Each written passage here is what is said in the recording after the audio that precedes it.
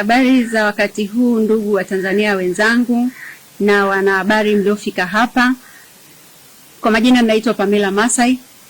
Nimekuja mbele yenu kwa ajili ya kutoa ufafanuzi lakini pia kueleza msimamo wa Baraza la Wanawake wa Chadema Taifa.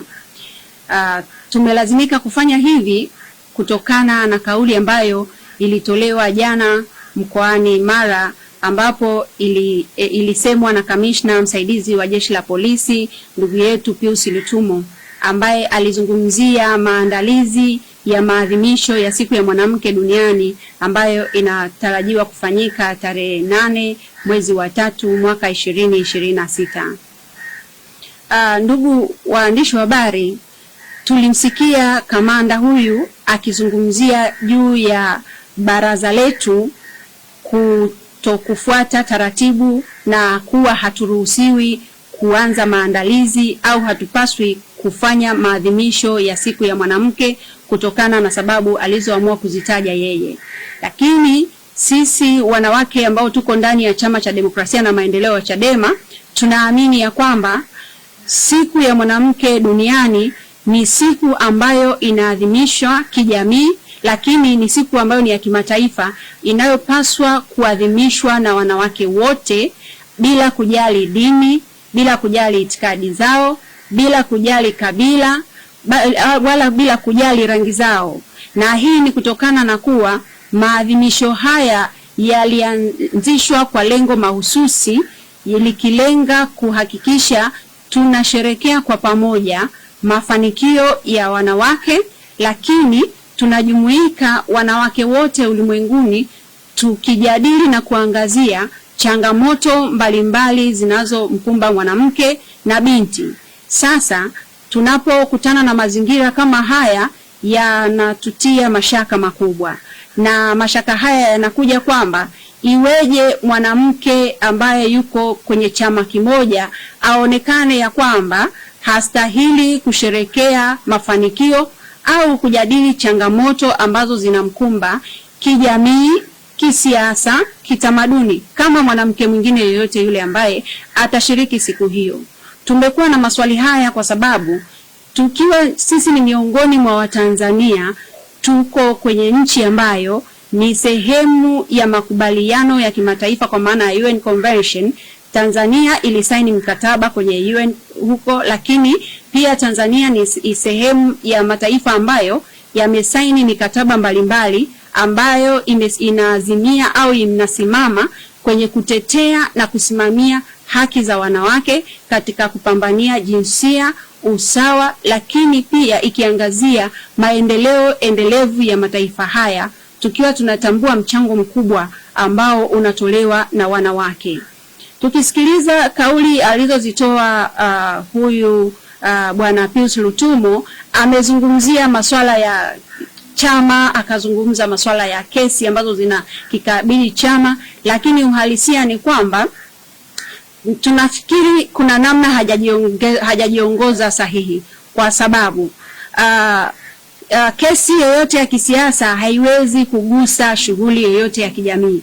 Unapoanza kuzungumza kwamba wanawake wanaoamini katika Chadema wasishiriki shughuli hii ambayo ni ya kijamii, maana yake unasema wanawake wa Chadema haturuhusiwi kwenda kufanya matukio yoyote ya kijamii, hatutakiwi kuwatembelea watu mahospitalini, hatutakiwi kuenda kuwaona wafungwa magerezani, wala haturuhusiwi kushiriki shughuli zozote zile zinazoitwa shughuli za kijamii. Hiyo ndo tafsiri yake.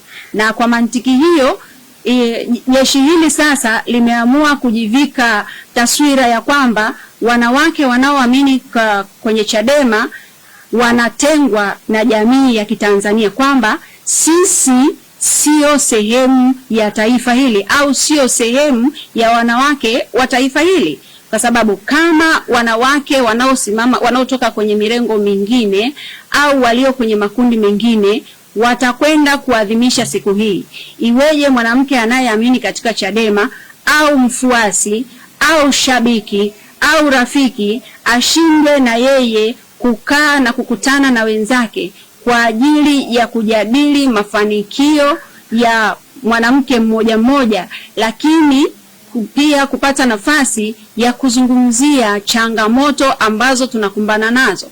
Hii ni fursa pekee ambayo tunaiamini ya kwamba inaleta muunganiko katika taifa, lakini inasababisha wanawake kujitambua zaidi na kuona ni wapi tunarega, wapi tuongeze jitihada kwa ajili ya kulijenga taifa letu. Hivyo napenda kumpa taarifa msaidizi kamishna msaidizi wa Jeshi la Polisi kuhusiana na kauli hii aliyoitamka.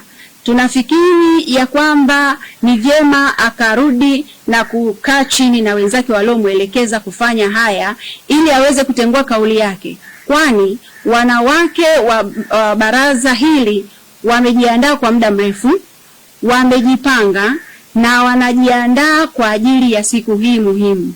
Hatuoni sababu kabisa ya sisi kuingizwa kwenye chembe zozote za kisiasa, kwani tukio hili haliendi kuzungumzia maslahi ya kisiasa kwa asilimia hizo ambazo wanajaribu kuziweka. Lakini vile vile tukumbuke kauli mbiu ya mwaka huu inasemaje. Kauli mbiu inapotoka haitoki kwa ajili ya chama fulani au kundi fulani. Kauli mbiu huwa inalenga malengo ya pamoja, na kauli mbiu ya mwaka huu inasema haki na usawa. Ukitoa umepata, chukua hatua kwa maendeleo endelevu ya wanawake wote na mabinti. Tunaposema haki na usawa, dunia inataka kuona ni namna gani mwanamke wa Kitanzania haki zake zinasimamiwa, haki zake zinatekelezwa, na je, haki hizi zinatolewa kwa usawa? Hapa maana yake tunaiona changamoto moja kwa moja kwa jeshi letu la polisi. Tayari limeonyesha kuna shida ya usawa katika kutekeleza majukumu yake, hasa kuelekea hii siku kwa wanawake wa Chadema peke yake. Kwa naliasa jeshi la polisi kutafakari mambo haya wanayoendelea kuyafanya, kwani yanaweza kusababisha au kuleta taharuki isiyokuwa na lazima. Na labda niseme tu, hata kama kungekuwa na masuala ya kimahakama yanayoihusu Chadema ambayo ndio mlezi wa baraza hili, kwa maana baraza ni moja ya wing ambayo iko ndani ya hiki chama, hata kama kesi hii ingekuwepo, bado jeshi la polisi halina mamlaka ya kutoa tafsiri ya mahakama. Labda kama watuletee barua ya kutuonyesha kwamba kulikuwa kuna court contempt ambayo imeelekeza au imesema kwamba baraza la wanawake wa Chadema linafanya kazi kinyume na maamuzi ya mahakama. Mpaka sasa kesi hii ambayo inazungumziwa ni kesi ambayo tayari ile injunction yake ilisha expire. Sisi hatuwezi kutoa tafsiri yoyote ya kimahakama, lakini hata jeshi pia la polisi halina mamlaka ya kutoa tafsiri ya kimahakama au kujichukulia hatua zozote bila kupewa maelekezo na mahakama. Na sisi tuko tayari kushauriwa na kuelekezwa zaidi kama kutakuwa na maelekezo ambayo ni nje ya jeshi la polisi, ambayo kimsingi tunajua yana milengo ya kisiasa. Tuwaombe sana. Tunaendelea kusisitiza wanawake nchi nzima tumejiandaa. Tuna mpango wa kusafiri kwenda Msoma kwa ajili ya kusherehekea siku hii ya maadhimisho, na tutakuwa pale kwa sababu tunajua hatujavunja sheria, tunafuata kanuni na taratibu zote za nchi.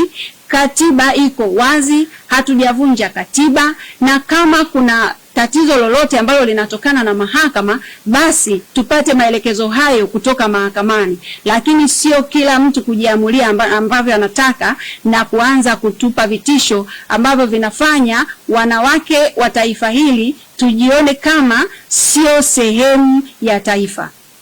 Ninawashukuru sana wanawake wote, na wakumbusha marafiki wa Chadema, wapenzi na wanachama, jiandaeni, endeleeni na maandalizi, endeleeni kushiriki shughuli za kijamii kama ambavyo mmefanya. Nimewaona wengine mmekwenda kutoa sadaka zenu kwenye vituo vya kulelea yatima, kuna wengine mmekwenda kwenye magereza, na wengine mmekwenda kutoa sadaka kwenye maeneo mbalimbali.